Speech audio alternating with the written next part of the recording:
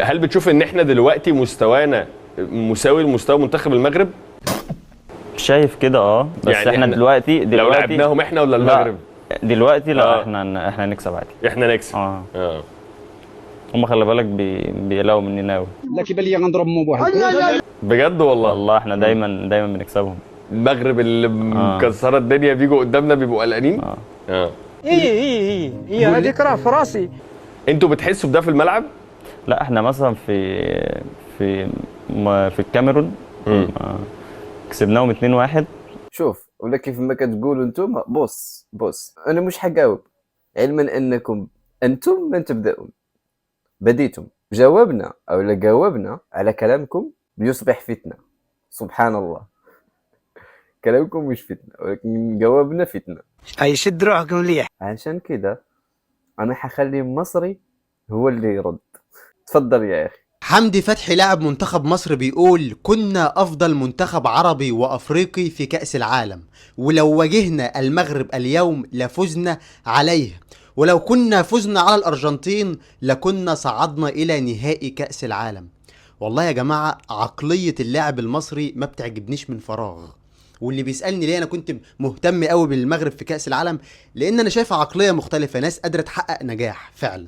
مش واخد بالك انت يا ابراهيم؟ ولو تيجي ترد على حمدي فتحي لاعب منتخب مصر اللي مش عارف بصراحة بيجيب الكلام ده منين، تقول له طب انت افضل منتخب عربي وافريقي، هل انت مثلا حققت مركز اعلى؟ يعني انت المنتخب العربي والافريقي اللي حقق اعلى مرحلة في كأس العالم او وصل لاعلى دور، تمام، والجميع تحت منك؟ لا، ده المغرب هو اللي وصل ربع النهائي، ومصر في دور ال16، ويليها السنغال من دور ال32. اعلى انجاز لصالح منتخب المغرب. الله يعطيك الصحه. طب هل مثلا انت عملت انجازات وارقام واهداف وارقام قياسيه كده حلوه تستدعي بقى ان يكون في قاعده او استثناء كده انك فعلا الافضل على الرغم انك ما وصلتش لاعلى دور؟ لا برضه المغرب، يعني الارقام القياسيه هو المغرب اللي حققها، وصناعه الفرص والاهداف والحاجات دي كلها. الله، طب في ايه؟ طب هل مثلا انت كقيمه سوقيه اعلى فيهم، او في التصنيف حتى من قبل البطوله، او وضعك وموقفك الحالي اكبر او افضل من المغرب او من كل؟ لا برضه، ده المغرب. فعايز افهم انت بقى جبت الكلام ده منين ان انت افضل منتخب عربي وافريقي؟ ما انت بتاكل بعقل الجمهور حلاوه. طب يا سيدي نيجي للجزء الثاني، وهو بيقول لو واجهنا المغرب الان لفزنا عليه. كلام حلو والطموح حلو ومش مقياس خالص، هي مش مقياس، بس هرد عليك. هل انت كسبت بلجيكا؟ لا خالص، اتعادلت. هل كسبت ايران؟ لا برضه. يعني انا بقول لك بقى منتخبات المغرب اصلا اعلى منهم في التصنيف، دي ماتشات انت عانيت فيها، لكن بقول لك المغرب اعلى منهم في التصنيف. يعني انت ما كسبتش غير نيوزيلندا اللي هي تصنيفها ال85 على العالم.